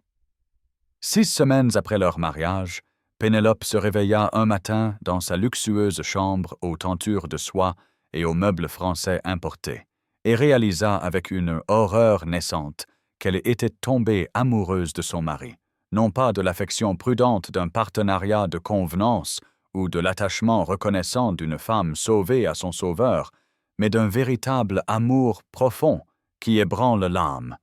qui faisait battre son cœur quand elle entendait ses pas dans le couloir et lui coupait le souffle quand il la regardait de l'autre côté de la table du petit déjeuner avec ses yeux gris sérieux qui avaient commencé à s'adoucir lorsqu'il se posait sur son visage. La prise de conscience la terrifia plus que tout ce qu'elle avait affronté pendant toutes les années de la disgrâce de sa famille, plus que de se tenir seule sous la pluie, pendant que la société chuchotait et la montrait du doigt, plus que la fuite folle vers Gretna Green, car aimer quelqu'un signifiait lui donner le pouvoir de vous détruire d'une manière que la pauvreté, le scandale et l'exil social ne pourraient jamais, et elle ne pouvait supporter l'idée de voir de la pitié ou de l'obligation dans les yeux d'Alexander quand il regarderait sa femme qui avait été assez sotte pour confondre sa gentillesse avec quelque chose de plus profond. Alors elle fit ce que toute personne sensée ayant survécu à des années de difficultés grâce à une autoprotection soigneuse ferait. Elle se retira, se replia dans l'armure qu'elle avait brièvement laissé se fissurer, redevint l'étrangère formelle et polie qui s'était tenu à ses côtés dans l'échoppe du forgeron et avait accepté un arrangement pratique sans émotion désordonnée pour compliquer les choses. Elle cessa de le retrouver dans le bureau pour leur conversation nocturne, prétextant la fatigue, des maux de tête ou une correspondance qui exigeait son attention. Elle garda ses réponses à la table du petit déjeuner brève et impersonnelle, discutant des affaires domestiques et des obligations sociales avec le détachement efficace d'une gouvernante faisant son rapport à son employeur, et elle s'assura de ne jamais être seule avec lui dans des situations qui pourraient mener au genre d'intimité qui s'était développé entre eux, les contacts occasionnels, les regards partagés et les moments d'honnêteté sans farde qui avaient fait croire à son cœur insensé que cela pourrait être plus que ce qu'ils avaient convenu. Le duc remarqua immédiatement sa retraite, car il l'observait vraiment, depuis des semaines, avec une attention qui allait bien au-delà du devoir ou de l'inquiétude, et il interpréta sa froideur à travers le prisme de sa propre conviction profonde qu'il était fondamentalement indigne d'amour, que la mort de sa sœur avait prouvé son incapacité à protéger ceux qu'il aimait, que le retrait de Pénélope était la preuve qu'elle regrettait leur mariage hâtif et souhaitait avoir eu la chance d'une véritable cour avec un homme qui pourrait lui offrir une dévotion romantique au lieu d'un arrangement pratique né de sa culpabilité et de son désespoir. Pendant 2 semaines, ils se tournèrent autour comme des étrangers méfiants dans la vaste maison qui semblait soudain trop petite pour contenir leur misère mutuelle, se croisant dans les couloirs sans se parler au-delà des politesses les plus élémentaires, assis aux extrémités opposées de la table du dîner, engagés dans une conversation guindée sur des riens, tandis que les serviteurs se déplaçaient entre eux comme les témoins d'un désastre au ralenti, et tout le personnel de la maison commença à chuchoter sur ce qui avait pu causer une telle rupture entre le duc et sa nouvelle duchesse, qui semblait avoir développé une affection sincère avant que ce gel inexplicable ne s'installe. Finalement, incapable de supporter la tension et convaincu d'être cruel en la gardant piégée dans un mariage qu'elle regrettait clairement, le duc demanda une audience privée dans son bureau, et quand Pénélope entra dans cette pièce familière où ils avaient passé tant d'heures en conversation amicale, elle sentit son cœur se briser à la vue de lui, debout près de la fenêtre, l'air hagard et tiré, comme s'il n'avait pas bien dormi, ce qui était en fait le cas, car chaque nuit, il restait éveillé à se demander ce qu'il avait fait pour la faire fuir, et comment il pourrait arranger les choses sans admettre la terrifiante vérité qu'il en était venu à se soucier d'elle, bien plus que leur arrangement pratique ne le permettait. « J'ai été égoïste, Pénélope, » dit-il sans préambule, sa voix rauque d'une émotion qu'il tentait et échouait à contrôler. Je vous ai entraîné dans ce mariage sans considération pour ce que vous pourriez vouloir. Vous étiez en détresse et vulnérable, et j'ai profité de cette situation. Vous méritez mieux qu'un mariage de convenance avec un homme qui ne peut vous offrir ce que vous méritez, qui ne peut vous donner la romance, la cour et l'amour que toute femme devrait attendre de son mari.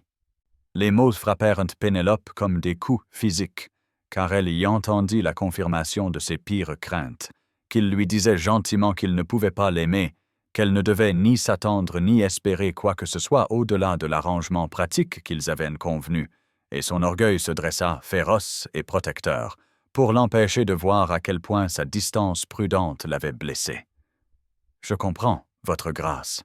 dit-elle, sa voix admirablement stable malgré la façon dont ses mains tremblaient sur ses genoux. « Vous avez rempli votre obligation admirablement. Je n'exige rien de plus de cet arrangement que ce sur quoi nous nous sommes mis d'accord. La sécurité et le statut en échange de ma présence en tant que votre duchesse, je vous assure que je n'entretiens aucune illusion romantique sur notre situation. » Il la fixa comme si elle l'avait frappé, ses yeux gris cherchant sur son visage quelque chose qu'elle refusait de le laisser voir, et quand il parla de nouveau, il y avait un espoir désespéré sous-jacent à ses mots, qu'elle était trop enveloppée dans sa propre douleur pour le reconnaître. « Rien, » demanda-t-il. « Vous n'exigez rien de plus. Vous vous contentez de vies séparées, menées sous le même toit, sans attente de compagnie ou d'intimité, ou de la possibilité que ce mariage puisse devenir quelque chose au-delà de la simple convenance.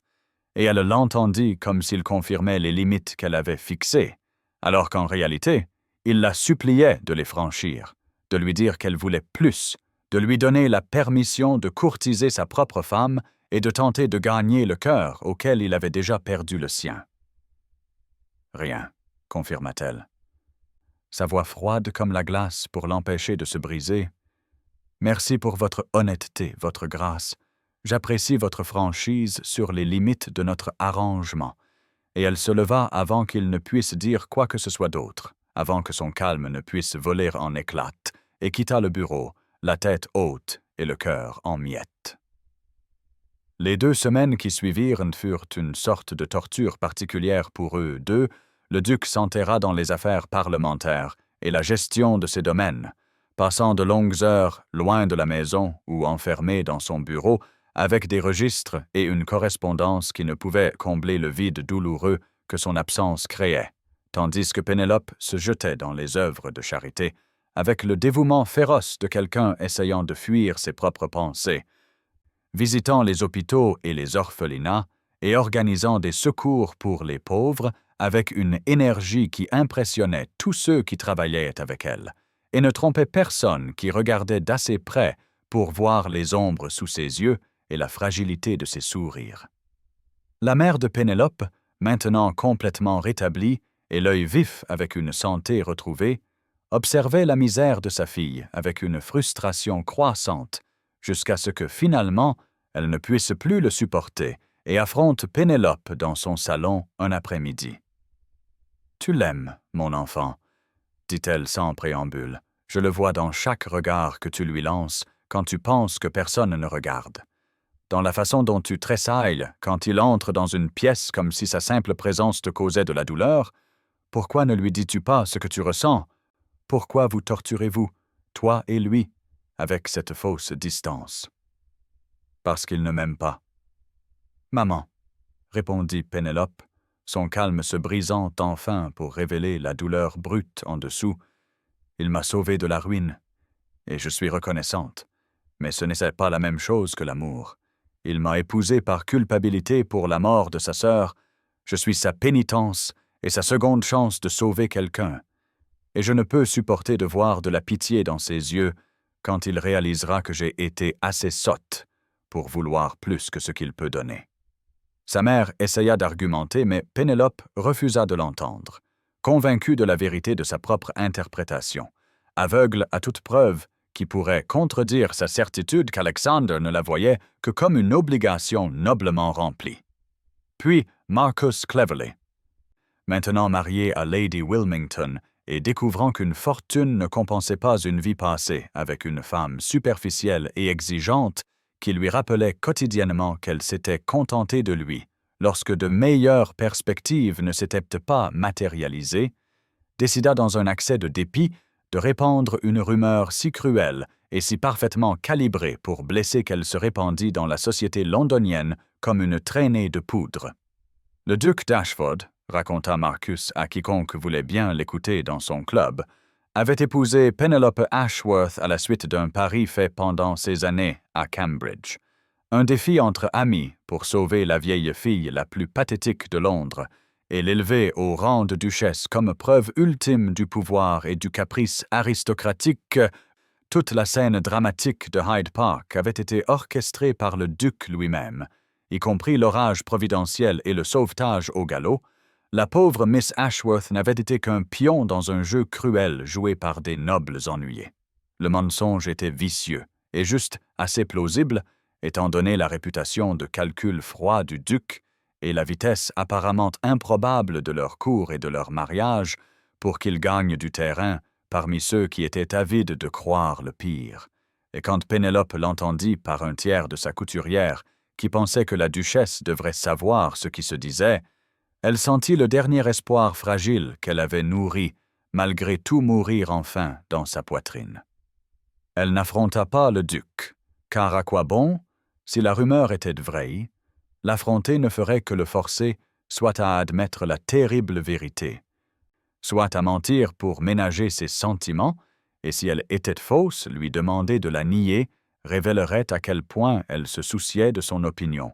à quel point elle avait désespérément besoin de croire qu'il l'avait épousée pour des raisons au-delà de la culpabilité, des paris ou de la pénitence, et elle ne pouvait supporter de s'exposer si complètement à quelqu'un qui avait clairement indiqué ne rien vouloir d'elle au-delà de l'arrangement pratique qu'ils avaient convenu. Au lieu de cela, avec la même action décisive qui avait caractérisé ses années de survie, elle prit des dispositions pour partir, emballant discrètement ses affaires, avec l'aide de sa femme de chambre qui pleurait et tentait de la dissuader, se préparant à se retirer dans le domaine de campagne de son défunt père dans le Derbyshire, qui faisait techniquement partie de sa dot et était donc sous le contrôle du duc, mais qu'elle pensait pouvoir revendiquer comme une propriété douairière, où elle pourrait vivre séparément et le laisser libre de trouver le bonheur avec quelqu'un qu'il choisirait par désir plutôt que par obligation. Elle lui écrivit une note, car disparaître sans explication semblait lâche, et parce qu'elle lui devait au moins un adieu après tout ce qu'il avait fait pour elle, et elle y versa toute la gratitude qu'elle ressentait, et rien de l'amour, car il serait injuste de le charger d'émotions qu'il n'avait jamais demandées et ne pouvait pas rendre. « Merci pour votre gentillesse », écrivit-elle de son écriture soignée. « Je vous libère de cet arrangement. Vous avez fait assez pénitence pour votre sœur. Vous méritez le bonheur, pas l'obligation. Vous m'avez sauvé de la ruine, avez pris soin de ma mère et restauré notre nom, et je suis reconnaissante au-delà des mots. Mais je ne peux rester sachant que je suis votre pénitence et le fantôme de votre sœur. Vous méritez une épouse que vous avez choisie librement, non par culpabilité, par pari ou quelle que soit la motivation de mon sauvetage. Je vous libère de ce lien, même si la loi ne le peut pas. Vivez bien. Alexander, vous êtes un bien meilleur homme que vous ne le croyez. Vôtre en gratitude, sinon en présence, Pénélope. » Elle laissa la note sur son bureau dans l'étude où elle savait qu'il la trouverait, et dans la lumière grise de l'aube, avant que la maisonnée ne s'éveille, elle monta dans la voiture qu'elle avait faite préparer, ses malles chargées et sa mère installée à ses côtés, car elle ne laisserait pas maman derrière elle, même si cela signifiait expliquer pourquoi elle fuyait Yenta, et alors que les chevaux commençaient à bouger, elle s'autorisa un dernier regard sur la grande maison qui avait brièvement semblé être un foyer, sur les fenêtres du bureau où Alexander découvrirait finalement son absence et lirait son adieu, et elle se dit fermement que c'était le bon choix, le seul choix, que rester ne mènerait qu'à un plus grand chagrin quand il se lasserait finalement de l'obligation qu'elle représentait et chercherait une connexion ailleurs. Le duc trouva la note 2 heures plus tard, lorsqu'il sortit d'une nuit sans sommeil et entra dans son bureau pour la trouver appuyée contre le portrait miniature de Pénélope qu'il avait commandé à son insu, une parfaite petite reproduction de son visage qu'il fixait depuis des semaines comme un imbécile amoureux, essayant de comprendre quand l'obligation s'était transformée en quelque chose de bien plus dangereux et nécessaire. Ses mains tremblèrent en lisant ces mots, sa respiration s'accélérant alors qu'il absorbait ce qu'elle lui disait,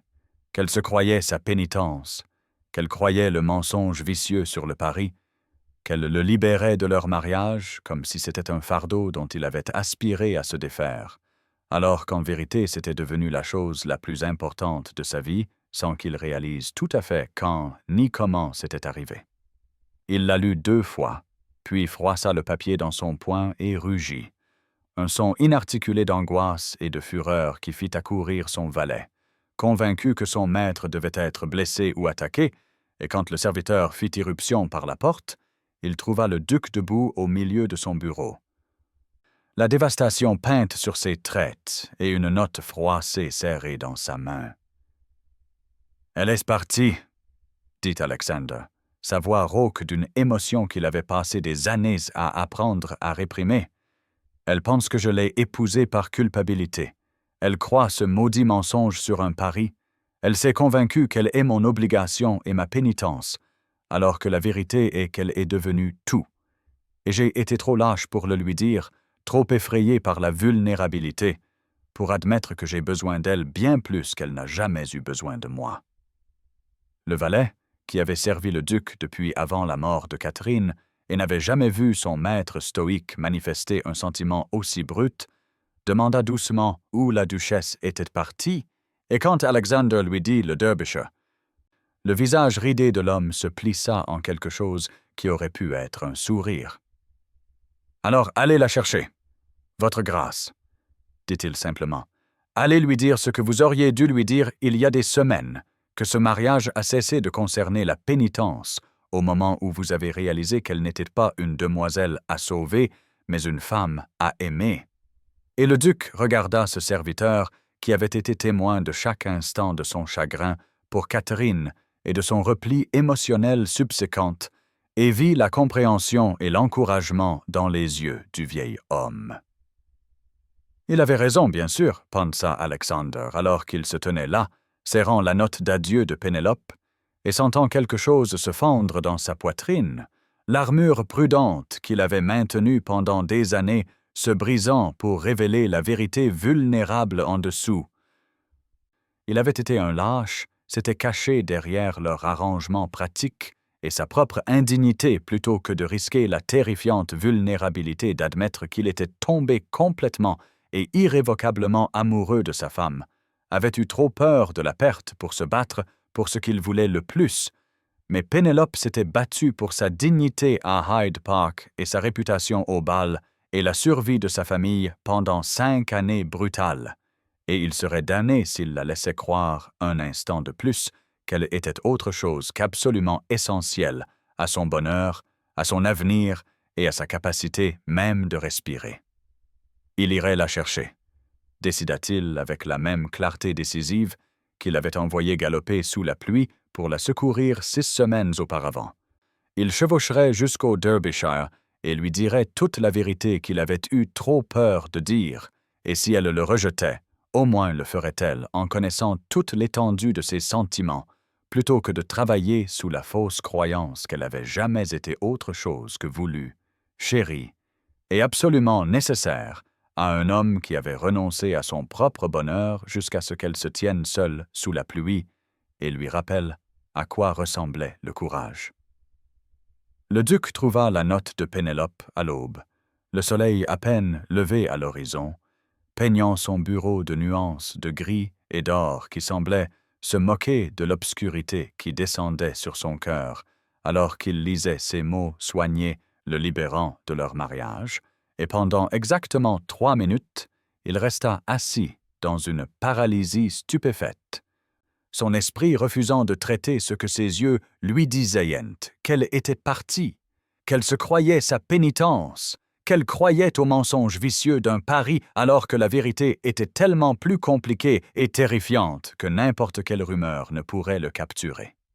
Puis la paralysie se brisa, et il agit avec la précision militaire qui avait fait de lui un excellent commandant, criant à son valet de préparer immédiatement des vêtements d'équitation, hurlant aux écuries de seller son cheval le plus rapide, envoyant un laquais courir pour déterminer depuis combien de temps la duchesse était partie et quelle route elle avait prise. Et moins de 15 minutes après avoir trouvé cette note dévastatrice, il était monté sur son étalon noir et galopait hors de Londres vers le Derbyshire avec une concentration sans faille qui ne laissait aucune place au doute, à l'hésitation ou à la peur qu'il soit peut-être déjà trop tard. Le voyage jusqu'au domaine de campagne de son père nécessitait normalement 4 heures à un rythme raisonnable avec des arrêts pour reposer les chevaux,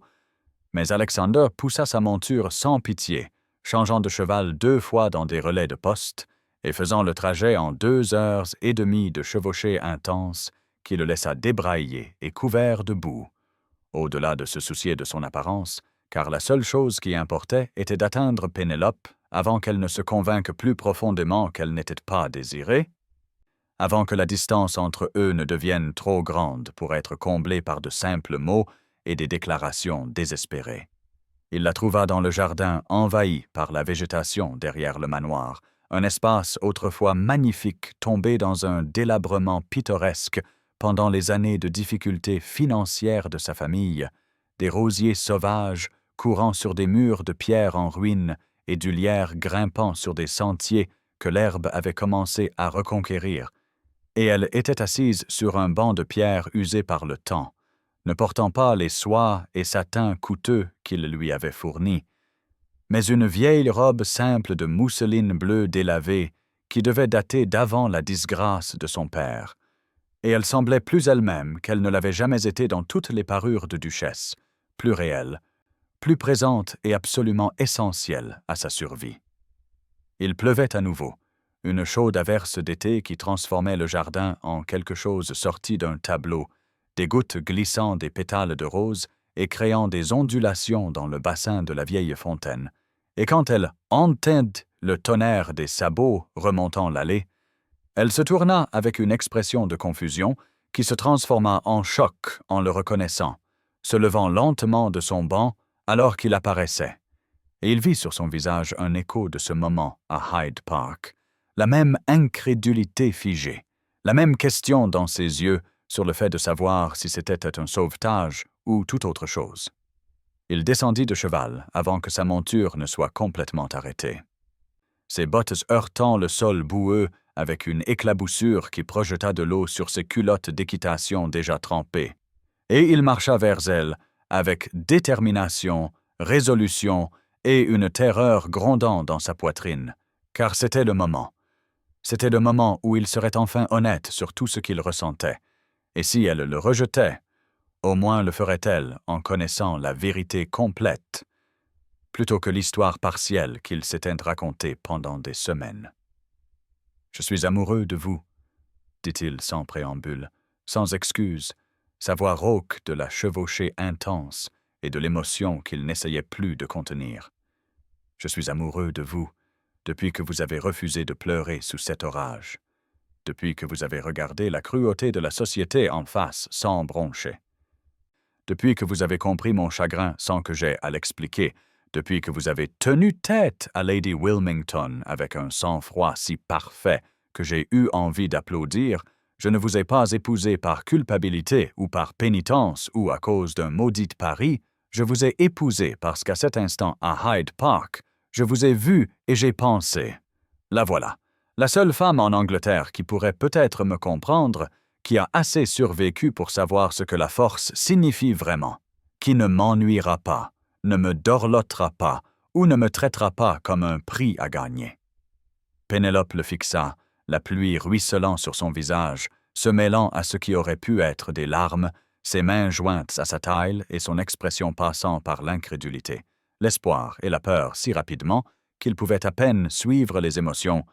et il continua à parler, car s'il s'arrêtait, il pourrait perdre son courage, pourrait se replier dans la distance de sécurité qu'ils avaient maintenue au lieu d'avancer dans cette terrifiante vulnérabilité. « J'avais peur que vous me refusiez, » continua-t-il, s'approchant jusqu'à ce que seuls quelques pieds les séparent. « Alors je ne vous ai pas donné le choix. J'ai pris la décision pour nous deux, et je vous ai emmené avant que vous ne puissiez protester. Et c'était mal. C'était arrogant, autoritaire, et une violation de votre autonomie, même si je me disais que je vous sauvais. Alors je vous donne un choix maintenant. Je vous offre ce que j'aurais dû offrir depuis le début, la liberté de décider de votre propre destin. » Puis il fit quelque chose qu'il n'avait pas fait depuis qu'il était un garçon suppliant son père de reconsidérer le mariage de Catherine. Il tomba à genoux dans la boue et la pluie, sans se soucier de ses coûteux vêtements d'équitation, ou de sa dignité, ou du fait qu'il était un duc agenouillé devant une femme qui portait techniquement déjà son nom, et il leva les yeux vers elle, le cœur dans les yeux, et posa la question qui déterminerait le reste de sa vie. « Penelope Ashworth Hartley, duchesse d'Ashford, voulez-vous m'épouser à nouveau, correctement cette fois? Voulez-vous m'épouser par amour? Choisirez-vous ce mariage non pas parce que je ne vous ai laissé aucune alternative, mais parce que vous voulez ce que je veux? Un partenariat construit sur une affection est un respect authentique et la terrifiante et merveilleuse possibilité que deux personnes brisées puissent se réparer mutuellement. » Le silence qui suivit parut éternel, la pluie crépitant sur les feuilles et la pierre, et leurs vêtements trempés, tandis que Pénélope le regardait avec une expression qu'il ne pouvait lire, et Alexander sentit son cœur martelé contre ses côtes, sachant qu'elle pourrait dire non, pourrait lui dire qu'il était trop tard, qu'il l'avait trop blessé avec sa distance, ses suppositions et son incapacité à parler franchement de ses sentiments avant que tout ne tourne si terriblement mal. « Et si nous nous blessons l'un l'autre » murmura-t-elle enfin, sa voix à peine audible par-dessus la pluie. « Et si cela ne fonctionne pas? Et si l'amour ne suffit pas à surmonter toutes les façons dont nous avons appris à nous protéger? Et si je vous déçois, ou si vous vous lassez de moi, ou si nous découvrons que la connexion que nous pensions avoir n'était que désespoir, proximité et le drame de notre début? Alors nous souffrirons ensemble, » répondit-il immédiatement, se relevant de son genou mais restant proche, assez proche pour voir les paillettes d'or dans ses yeux bruns et compter les taches de rousseur que le soleil avait fait apparaître sur son nez. « Je préfère risquer la douleur avec vous que de vivre en sécurité sans vous. J'ai passé 2 ans après la mort de Catherine convaincu que la réponse était de ne rien ressentir, de me blinder si complètement que la perte ne pourrait plus jamais me toucher. Et c'était une sorte de mort, Pénélope. C'était exister sans vivre. Et puis je vous ai vu dans ce parc, et quelque chose s'est réveillé en moi, quelque chose que je pensais mort avec ma sœur, le désir de me battre pour quelque chose, de me soucier de quelqu'un, de croire que la connexion valait le risque de la perte. » Elle tendit alors la main, tremblante, et toucha son visage, traçant la ligne de sa mâchoire avec le bout de ses doigts qui envoyèrent des frissons dans tout son corps, malgré la chaleur de la pluie. Et quand elle parla, sa voix était épaisse de larmes, d'émerveillement et du fragile début de croyance. « Je vous aime aussi, » dit-elle. « J'en ai eu si peur, si convaincue que vous aimer me détruirait, parce que vous ne pourriez jamais m'aimer en retour, que je n'étais que votre pénitence et votre seconde chance de sauver quelqu'un. Et je ne pouvais supporter l'idée de voir de la pitié dans vos yeux quand vous me regarderiez, ne pouvait survivre en étant une autre obligation dans une vie déjà alourdie par le devoir et la culpabilité. » Il attrapa sa main contre son visage, pressa ses lèvres contre sa paume dans un baiser qui était révérencieux et désespéré, et quand il se retira, il s'assura qu'elle le regardait droit dans les yeux pour qu'elle puisse voir la vérité absolue de ce qu'il allait dire. « Je ne vous ai pas sauvé à Hyde Park, Pénélope, » lui dit-il. « Vous m'avez sauvé, moi. J'étais mort à l'intérieur depuis la mort de Catherine, agissant par automatisme et remplissant mes obligations, mais ne vivant pas vraiment, ne m'autorisant pas à ressentir, à vouloir ou à espérer quoi que ce soit, au-delà de passer chaque journée sans déshonorer le nom de ma famille. Et puis je vous ai vue, vivante, furieuse et invaincue malgré tout ce que la société avait fait pour vous briser, et quelque chose en moi s'est réveillé. Je ne voulais plus regarder, je voulais vivre. Avec vous, je voulais savoir ce que c'était que de se soucier à nouveau de quelqu'un, même si cela signifiait risquer la perte dévastatrice que j'avais juré de ne plus jamais connaître. Vous n'êtes pas ma pénitence, » continua-t-il, prenant son visage entre ses 2 mains, ses pouces essuyant les larmes qui se mêlaient à la pluie. « Vous êtes ma rédemption, ma seconde chance non pas de sauver ma sœur, car je ne peux pas le faire, et j'ai finalement accepté que le destin de Catherine n'était pas sous mon contrôle, mais de choisir l'amour au lieu du devoir, de choisir la vie au lieu du deuil, de vous choisir chaque jour pour le reste de ma vie. Non pas parce que je le dois, mais parce que je ne peux imaginer vouloir choisir quelqu'un d'autre. J'ai peur d'être à nouveau abandonné, » murmura Pénélope, ses mains se crispant sur ses poignets comme pour s'ancrer à lui. « J'ai peur de me retrouver seul sous la pluie à vous regarder partir. J'ai peur que ce sentiment ne dure pas, que vous vous réveilliez un jour et réalisiez que vous avez fait une erreur dans ce moment d'impulsion, et que je me retrouve avec un amour que vous ne voulez pas et ne pouvez pas rendre. J'ai peur de perdre à nouveau quelqu'un que j'aime, » répondit-il honnêtement. « J'ai peur qu'en me souciant autant, je donne au destin une autre cible, une autre façon de me blesser. Je suis terrifié à l'idée de ne pas réussir à vous protéger comme je n'ai pas réussi à protéger Catherine. Nous avons tous les 2 peur, Pénélope. Tous 2 marqués par notre passé et incertains de notre avenir. Mais l'amour est terrifiant. C'est la vulnérabilité, le risque et la possibilité d'une perte dévastatrice, c'est aussi la seule chose qui vaille la peur. La seule chose qui fait que d'être en vie signifie plus que simplement exister. « Demandez-le-moi encore, » dit-elle soudainement, sa voix plus forte maintenant, plus certaine. Et il vit dans ses yeux la même clarté décisive qui lui avait permis de survivre à 5 années de difficultés, de tenir tête à Lady Wilmington et de lui écrire cette note déchirante le libérant de toute obligation. « Demandez-le-moi correctement. » Il sourit alors, le premier vrai sourire qu'il avait ressenti depuis des semaines, et tomba à nouveau à genoux sur le sentier boueux du jardin, prenant sa main dans la sienne et la regardant avec amour. Espoir est un désir désespéré clairement inscrit sur ses traits. « Voulez-vous être ma femme ?» demanda-t-il, non pas par convenance pour la société, ou pour une quelconque raison pratique, non pas parce que je vous ai sauvé, ou que vous aviez besoin de protection, ou que l'un de nous était désespéré, mais parce que nous nous choisissons l'un l'autre, parce que je vous aime et que je crois que vous m'aimez, et que c'est une raison suffisante pour construire une vie ensemble. « Oui, » dit-elle, le relevant avec une force surprenante. « Oui, je vous choisis, je nous choisis, je choisis l'amour même s'il me terrifie. Je choisis le risque, la vulnérabilité et la possibilité que nous puissions nous blesser l'un l'autre parce que l'alternative est de vivre sans vous, et j'ai découvert que je ne peux pas le faire. J'ai essayé pendant 2 semaines, et c'était une agonie. Vous êtes devenu essentiel pour moi, Alexander. Vous êtes devenu mon foyer. »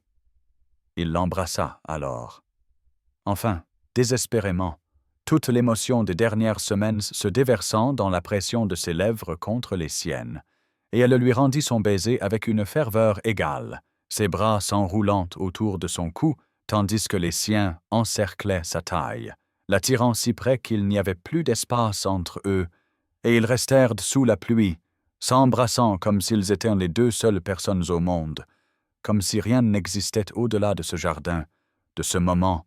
et de l'amour qu'ils avaient enfin trouvé le courage de revendiquer. Quand ils se séparèrent enfin, tous 2 essoufflés et souriant comme des idiotes, Pénélope rit et dit « Vous vous rendez compte que nous sommes déjà mariés ?» Et il rit aussi, le son rouillé par le manque d'usage, mais sincère et joyeux, d'une manière qu'il n'avait pas connue depuis avant la mort de Catherine. « Alors épousez-moi chaque jour, » répondit-il. « De toutes les manières qui comptent, épousez-moi le matin, quand nous nous réveillons ensemble, et le soir quand nous sommes assis près du feu. Épousez-moi en public quand nous affrontons le jugement de la société, et en privé, quand nous ne sommes que nous 2. Épousez-moi en parole, en acte et en choix. Continuez de me choisir, Pénélope, et je continuerai de vous choisir jusqu'à ce que nous soyons vieux et grisonnants, et que nous ayons oublié ce que c'était que d'être seuls. » Ils restèrent dans le jardin pendant des heures, parlant de tout ce qui avait mal tourné entre eux, dissipant les malentendus et les fausses suppositions qui les avaient séparés, et la pluie continuait de tomber autour d'eux, mais aucun ne suggéra de rentrer à l'intérieur, car cela semblait juste, d'une certaine manière, de se tenir ensemble dans la tempête, au lieu de la fuir, d'affronter les éléments ensemble plutôt que séparément, et au moment où ils rentrèrent enfin dans la maison, ils étaient trempés jusqu'aux os et grelottants, mais heureux d'une manière qui semblait durement gagnée, et donc précieuse. Le voyage de retour à Londres se fit lentement cette fois, avec des arrêts dans des auberges confortables où ils commencèrent véritablement leur mariage, loin des pressions de la société et des attentes, apprenant à connaître leur corps et leur cœur avec la patience et l'attention qu'ils ne s'étaient pas autorisés auparavant. Et au moment où ils retournèrent à l'hôtel particulier du duc, ils se déplaçaient ensemble avec la synchronisation inconsciente d'un couple marié depuis des années plutôt que des semaines, finissant les phrases de l'autre, communiquant par des regards à travers des pièces bondées et se touchant nonchalamment, constamment, comme pour se rassurer que l'autre était réel, présent et restait. 6 mois plus tard, ils assistèrent à un bal chez Lady Pemberton, la même femme qui avait autrefois chuchoté sur la disgrâce de la pauvre Miss Ashworth, et toute la société observa le duc et la duchesse d'Ashford danser ensemble avec des expressions de dévotion si évidentes que même les commères les plus cyniques durent admettre qu'elles n'avaient jamais vu un couple plus clairement amoureux. Ils la regardaient comme si elle était la seule femme dans la pièce, et elle lui souriait avec une telle chaleur qu'elle semblait l'illuminer de l'intérieur, la transformant de simplement jolie à absolument radieuse. Alors qu'il tournait dans la valse, il se pencha pour lui murmurer à l'oreille « Je galoperai à travers 1000 orages pour vous », et elle répondit sans hésitation « Et j'attendrai dans chacun d'eux, sachant que vous reviendriez. » Et ils sourirent tous deux à la vérité de ces mots, à la connaissance qu'ils avaient en trouvé l'un en l'autre exactement ce dont ils avaient besoin, non pas un sauvetage, une obligation ou un arrangement de convenance, mais un partenariat authentique construit sur l'amour, le choix et le courage d'être vulnérable, avec quelqu'un qui comprenait que le courage n'est pas l'absence de peur, mais la décision d'agir malgré elle. Cher auditeur, l'histoire se terminait par la voix chaude et familière, qui avait guidé d'innombrables personnes vers le sommeil. Peut-être vous êtes-vous senti abandonné dans votre propre tempête, debout seul pendant que le monde avançait sans vous, regardant les autres trouver un abri pendant que vous restiez exposé aux éléments, mais souvenez-vous que la bonne personne ne vous laissera pas sous la pluie. Elle reviendra au galop encore et encore jusqu'à ce que vous croyiez que vous valez la peine qu'on revienne pour vous. L'amour n'est pas pratique et il n'est pas sûr. C'est un choix fait chaque jour d'être courageux ensemble, d'affronter les tempêtes en tant que partenaire, plutôt qu'en tant qu'individu luttant seul. Ce soir, reposez-vous en sachant que votre tempête passera et que, lorsqu'elle le fera, vous serez plus fort pour l'avoir surmontée. Dormez bien et rêvez de secondes chances. Rêvez de quelqu'un qui vous voit vraiment pour exactement qui vous êtes et qui choisit de rester. Souvenez-vous qu'il n'est jamais trop tard pour que l'amour vous trouve dans des endroits inattendus, pour que le secours vienne de sources surprenantes, pour que votre vie se transforme en l'espace d'un seul orage. Avec tout notre amour, c'est Legends of the Fall qui vous rappelle que chaque fin est aussi un commencement et que chaque tempête finit par se dissiper pour révéler le soleil. Le duc et la duchesse d'Ashford vécurent heureux, non pas dans le sens de ne jamais rencontrer de difficultés, mais dans le sens de les affronter ensemble. Ils se disputaient et se réconciliaient. Ils se mettaient au défi et se soutenaient. Ils construisirent une vie qui était désordonnée, réelle et infiniment plus satisfaisante que l'arrangement sûr et distant qu'ils avaient initialement convenu, et les jours de pluie, ils se promenaient parfois main dans la main à Hyde Park, s'arrêtant à l'endroit où tout avait commencé, où il l'avait vue pour la première fois, seule et invaincue, où elle avait pour la première fois entrevu la possibilité d'un avenir différent. Et ils se tenaient ensemble sous la pluie, deux personnes qui avaient appris que l'amour valait le risque, que la vulnérabilité était une force, que se choisir l'un l'autre chaque jour était la plus grande aventure de toutes. Et alors que la pluie tombait autour d'eux, ils souriaient, se souvenaient et étaient reconnaissants pour cette première tempête qui les avait réunis, et pour chaque tempête depuis qui leur avait appris ce que signifiait vraiment de rentrer chez soi.